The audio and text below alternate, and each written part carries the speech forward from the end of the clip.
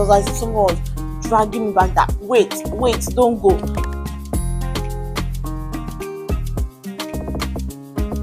Hi guys, welcome back to my YouTube channel. If you're seeing my face for the very first time, hi, my name is Lola, and if you're a returning subscriber, thank you so much. You guys, you have my heart.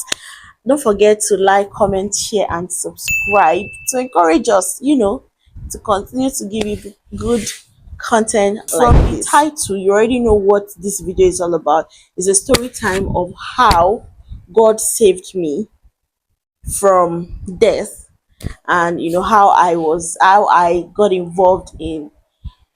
For me, it's a fatal accident, because if you guys see the picture, then you will know what I mean. So let's just jump right into the story. So I was in school. I was still in uni then, and I was staying off campus. So this particular day, I wanted to go visit a friend on Saturday, and then so that we would go to church together on Sunday, right? But they say this thing that if something bad wants to happen, there's just this way that you begin to feel, and even if you don't feel that way, like people around you would, feel somehow, and you're about to say, Arashama Sofuyon.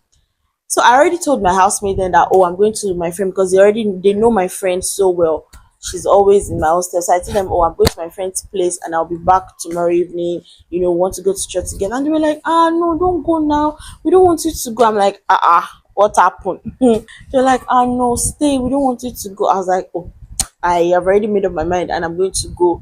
So somehow from like 3 p.m. to 4 p.m. to 5 p.m., I was just stalling. I don't know. Something was just like, it was as if someone was dragging me back, that wait, don't go.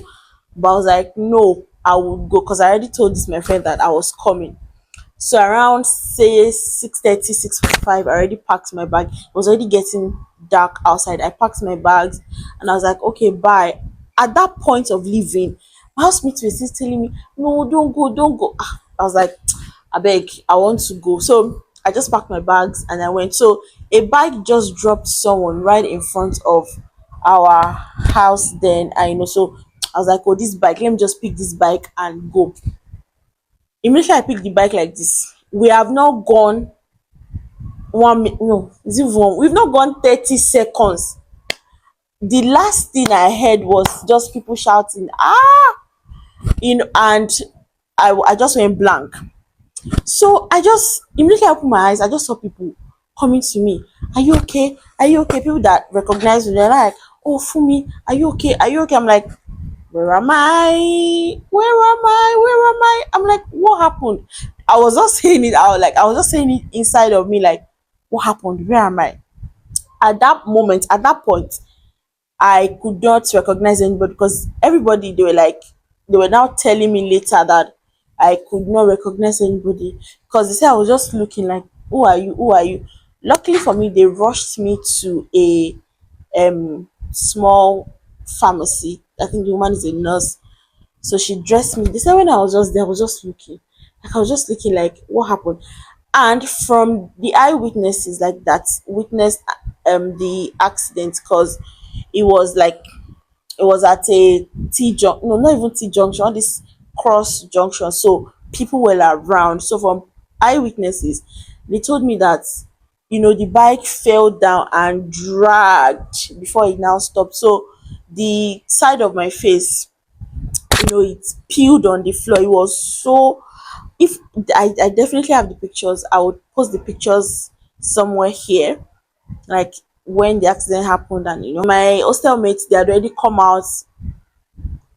I don't know, somehow they already heard what happened. They already came to meet me, and they said I was just looking like, the hell is this? So it was now after like 10 minutes, and my body was coming down. I now started recognize I now started to recognize them. I was not calling their names. Oh, this, oh, this, oh, this, oh, this. So they treated this car. I was so scared. I was like, oh, please, I hope I won't need stitch and everything, because stitching is one thing that I'm so scared of. So she was like, oh no, that I wouldn't need stitching, and it's just plaster, and from the pictures you can see It was just plaster, and I went to sleep. I called my parents, obviously. I told them that I was involved in an accident. I know mothers now. My mom was she was so scared. Are you okay? Are you this? Are you that? Are you thin? I also had injuries on my hand. The scars are still on my hand up till now. I had injuries like on my hand, on my face, on my leg. But yeah, so after like 3 days or so, my mom was not able to come and visit me, so she sent her younger brother, that's my uncle, to just come check up on me to see that I'm truly fine and I'm healing well. And luckily for me, even with this my old age, that I had that accident, luckily for me, he healed well. And one thing that I did that helped me was I was able to get honey.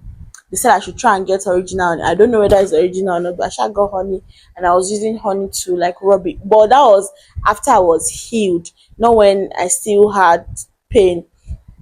It was after I was healed and I was just rubbing honey on it. And luckily for me, and by the grace of God, it faded off the sky in no time. But sometimes, even if I laugh up until now, I still feel like some strain in my face. But I definitely know it's nothing to worry about.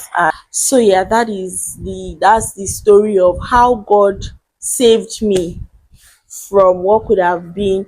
And another thing I'm forever grateful to God for is on the way to my friend's house, there is this very lonely place that you're going to pass, like before you now start seeing houses. Like you go houses, then there's one very long place like this. It's just bush, no house, nothing.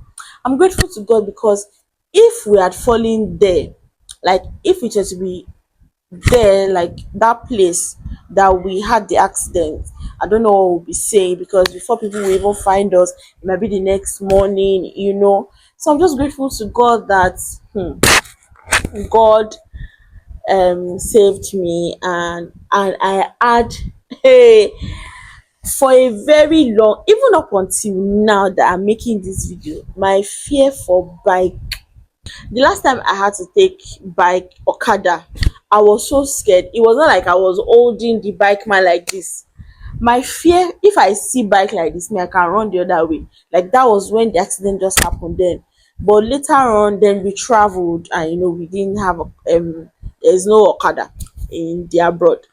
But when we got back, and one way or the other, you shall have something to do, to that you would have to climb bike. When I had to climb bike, I was just saying the blood of Jesus. I was Baba, small, small, small, small. Even up until now, by God's grace, so God help me to take bike. I'm still very scared. But yeah, I'm just grateful to God that I'm alive, I'm well, and there are so many other things that we have even done, that could have taken our lives, but God has just been faithful. God has been protecting us, and is ever faithful. So that's the story time of how God saved me miraculously from what could have been like a very fatal and terrible accident. So if you watch this video up until here, I love you so much. Don't forget to like, to comment, to share, and ultimately to subscribe. Until I see you in my next video. Bye.